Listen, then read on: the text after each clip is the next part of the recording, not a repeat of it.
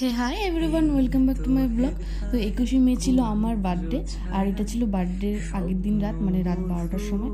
তো আমার বর আমাকে বলেনি যে ও আমার জন্য এই পেস্ট্রি দুটো এনেছিল। তো আমি দেখে তো ভীষণই খুশি হয়েছিলাম। তো আগের দিন কিছু মুহূর্ত তোমাদের সাথে শেয়ার করলাম। আর এই ছিল পরের দিনের দিনটা আমার, যেটা হচ্ছে আমার সবচেয়ে স্পেশাল ডে, মানে আমার কাছে এটা স্পেশাল ডে।